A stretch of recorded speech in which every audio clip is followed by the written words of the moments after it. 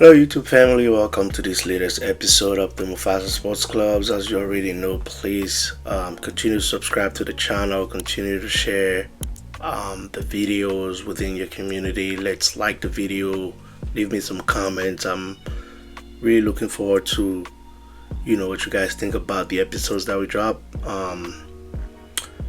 I pretty much want to also apologize for not being super active lately. I was fortunate enough to be at the NBA Summer League in Las Vegas a couple of weeks ago, and I was able to attend a program out there called the Sports Business Classroom, where I was able to immerse myself within the details of the salary cap and how the aprons and all this stuff work. So it was a very good and enriching experience, and I was also able to make some very good connections out there. We got some pretty good stuff coming for you guys on the program here on YouTube. So please, once again, subscribe to the channel and like the videos and share it among your community.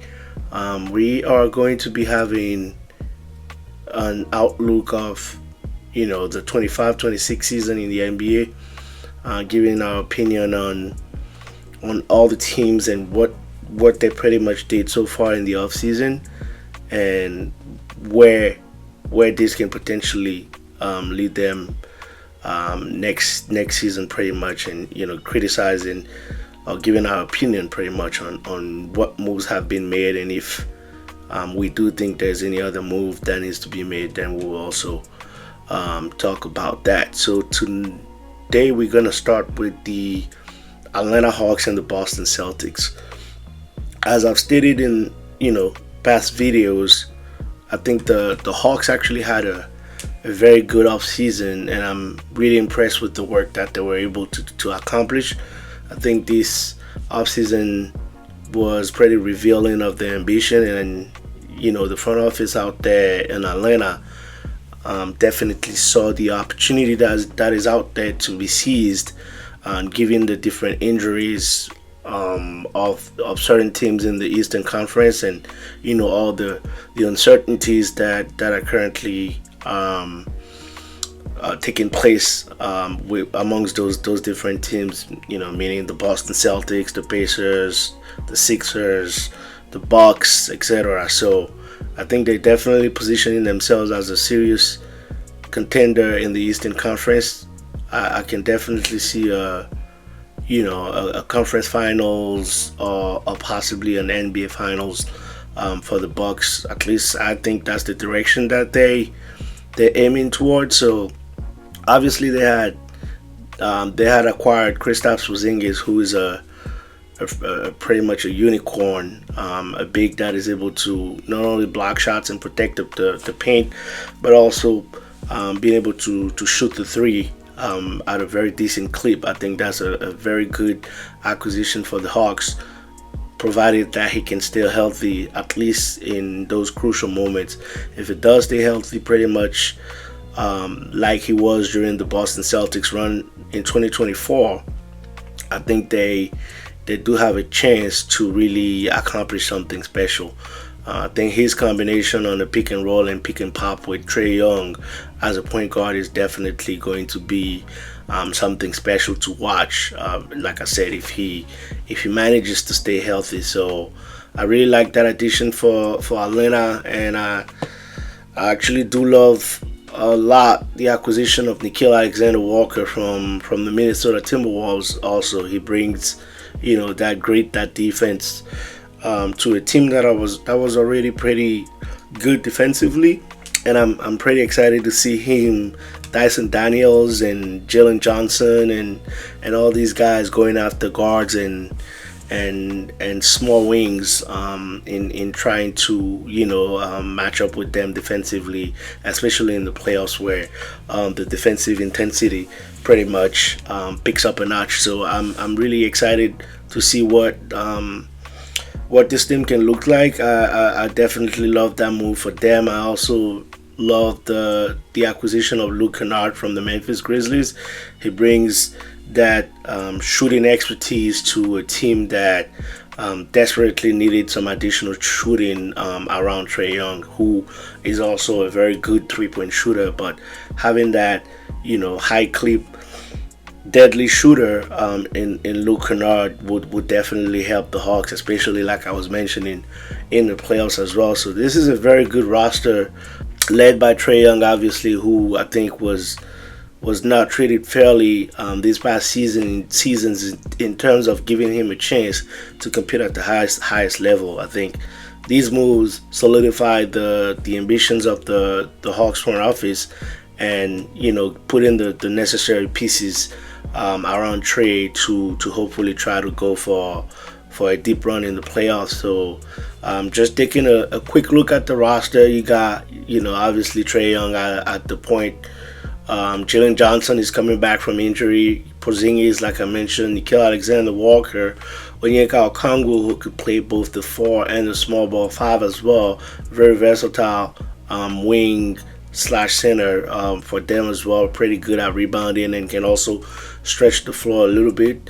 You have obviously the former number 1 pick in Zachary Rissache, who was already last year, throughout the second half of the season, was already up in his level of play, and I have no doubt that he's just going to continue on developing and becoming a better player, especially at that three position in the small forward, pretty much. Also a very decent three-point shooter for the Hawks out there, and for Trae Young. And obviously, Dyson Daniels coming off of like a great season where he was a Defensive Player of the Year candidate, and the leader in steals for the Hawks and the league this past season. So I really love that. I love the addition of Asa Newell in the draft.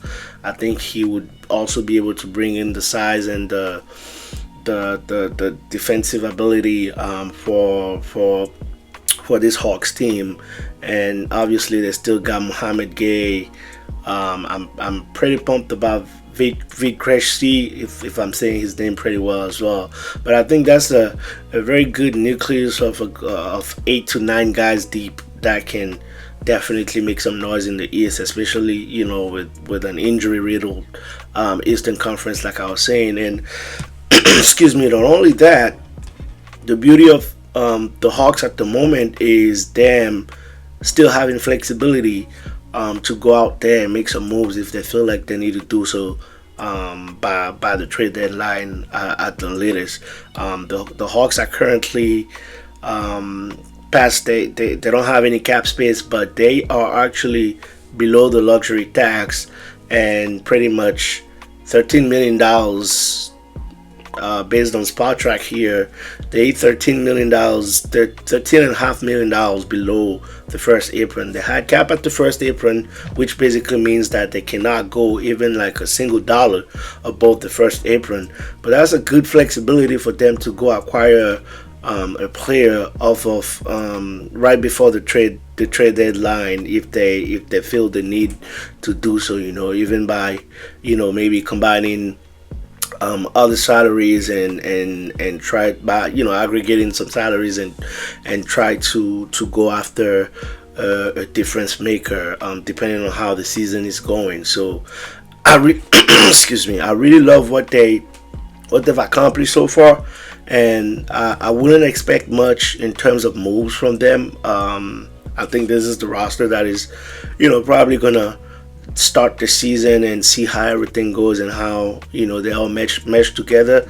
But I can definitely see a fast-paced team with a very nice defensive identity and also relying on the depth, like I was mentioning. Pretty much, I think it's a copycat lead in that league, and that's what they were trying to accomplish based on the latest results of what the Indiana Pacers were able to accomplish, for instance, or the Oklahoma City Thunder as well. So I can definitely see a very good season. I have high expectations for the Hawks this season.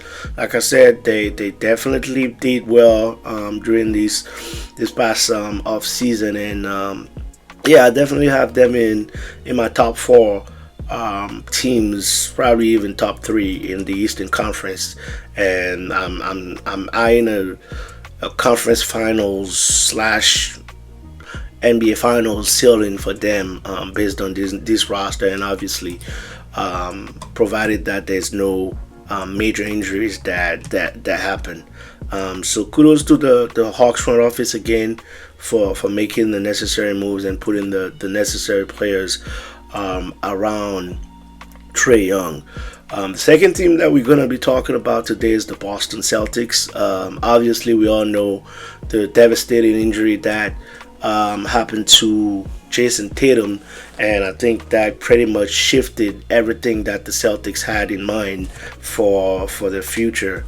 This is probably at this point it's not even it's a reset year for them. Just giving the time for the star player to recover from his Achilles injury, and also try to develop the young players that they have in the likes of, obviously giving more playing time to Peyton Pritchard, Hugo Gonzalez that they drafted from Real Madrid this offseason, and the acquisitions of, Luka Garza from Minnesota, Josh Minot. Just basically try to develop these young players that they have and see who can they really keep next season when Tatum comes back and they go back to that championship contention. So they definitely made sure that they offloaded as much money as possible. I would not be surprised if they do happen to maybe move off of some other contracts again.